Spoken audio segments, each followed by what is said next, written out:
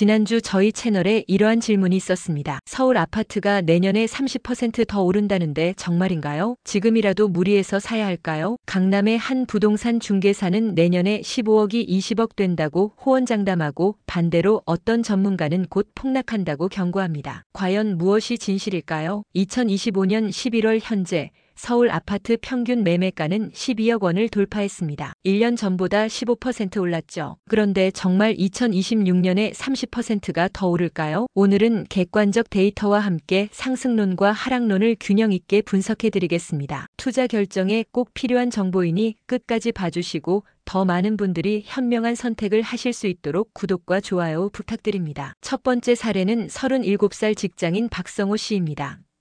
대기업 과장으로 연봉 8천만 원, 아내와 맞벌이로 가구 소득은 1억 3천만 원입니다. 마포구 30평형대가 15억 하는데 내년에 20억 간다고 해서 지금 계약할까 고민입니다. 10월 15일 규제로 대출은 6억밖에 안 되는데 부모님 도움 받아서라도 지금 사야 할까요? 두 번째는 42살 자영업자 김정훈 씨입니다. 강남구에서 카페를 운영하며 월 순수익 2천만 원을 올리고 있습니다. 제가 사려는 아파트가 25억인데 중개사는 내년에 32억은 간다고 합니다. 그런데 대출 규제로 2억밖에 안 나와서 가게를 담보로 추가 대출을 받을까 생각 중입니다. 정말 30% 오를까요? 세 번째는 48살 의사 최민정 씨입니다.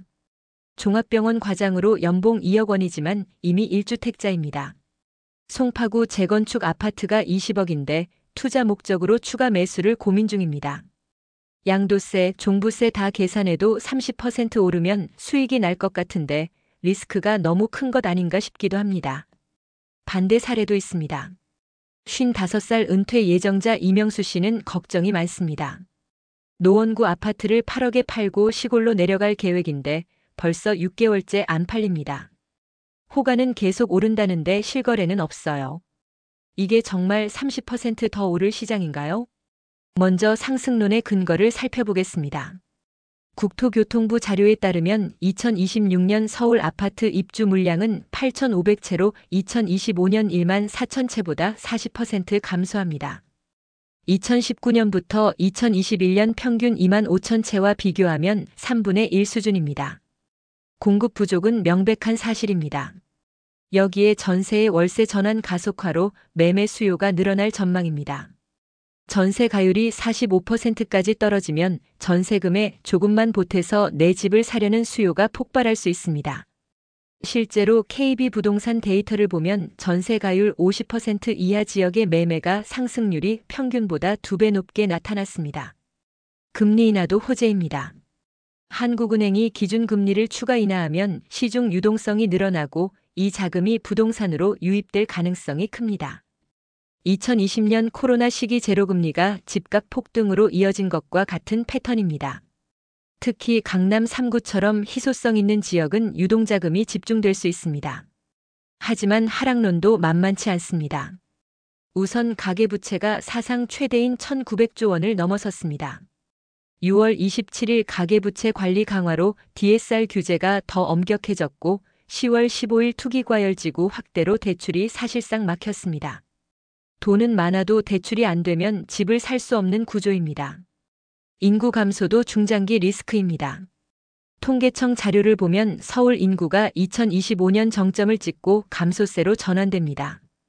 특히 주택 구매 핵심 연령인 35세부터 45세 인구는 이미 감소하기 시작했습니다. 수요 기반 자체가 약해지고 있는 것입니다. 그렇다면 현실적 전망은 어떨까요?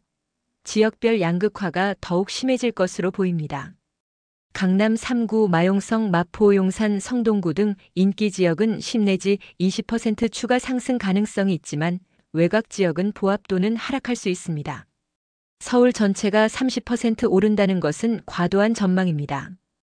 투자 전략을 정리하면 첫째, 실거주 목적이라면 감당 가능한 선에서 매수를 고려하되 인기 지역보다는 가성비 좋은 지역을 선택하세요. 둘째, 투자 목적이라면 신중해야 합니다.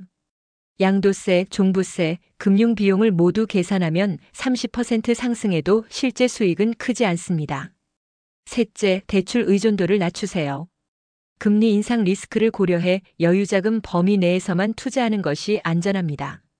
넷째, 재건축 재개발보다는 신축이나 준신축을 선택하세요.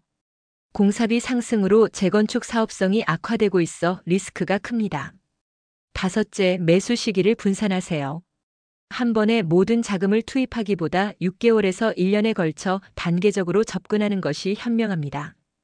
2026년 서울 집값 30% 상승론은 일부 지역에는 해당될 수 있지만 전체 시장으로 보면 과도한 기대입니다.